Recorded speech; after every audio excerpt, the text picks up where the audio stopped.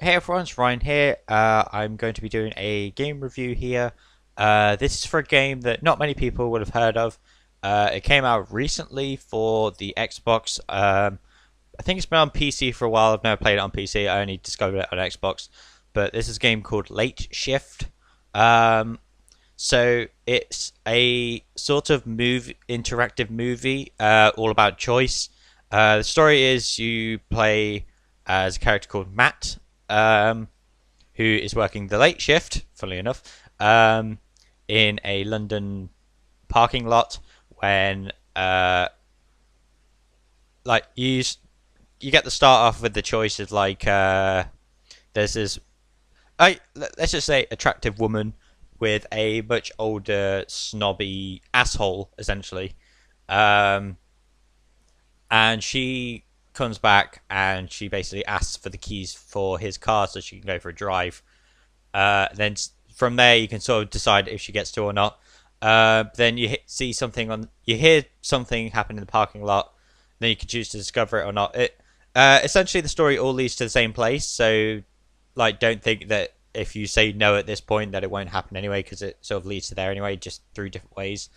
Um, it turns out a guy fell through from the floor above because he's trying to rob something, which is there's this sports car that he's after, and he ends up, I guess, breaking his arm, uh, and kidnaps you to drive him to this location where there's three other people that are planning to steal a very valuable item, like some Chinese, ancient Chinese rice bowl, which is like a tradition thing.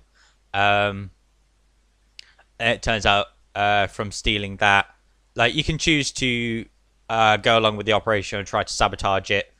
Um, but it gets the choice, which are like a Asian, uh, I forget the word for them, like a tribal gang, I guess, that basically are now out to kill you because you stole something so valuable to them. Um, so playing this, there's apparently seven endings, but I guess technically it's four because there's a few of them where it sort of ends the same way. It's just how you get to that counts as a different ending. I really enjoyed this game. I even went through it four times. With the seven endings, I literally just quit before the end, then just did the other choice. Um, it's nice to be able to actually replay something and see what doing something different would have done story wise. Uh,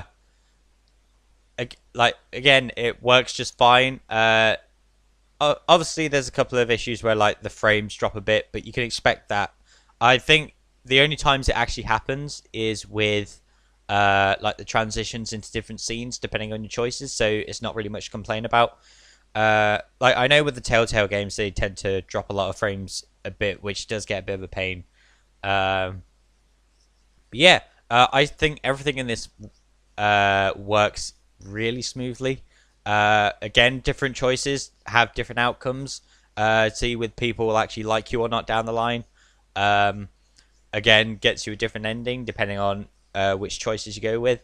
I'm saying a lot because I'm trying to think of all the stuff to say.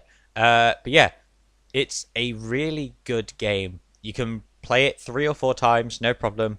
Going with different um, choices to see what you'll get next. I'm trying to stop myself saying "oh," which is why I just paused.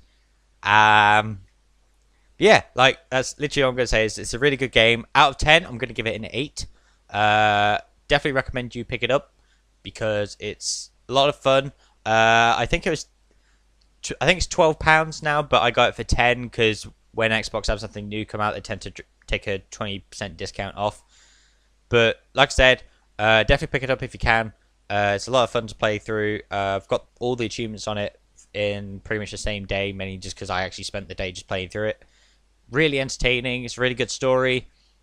And yeah, that's pretty much what I'm going to say is pick up the game, give it a go, let me know what you think, and I shall see you in the next video.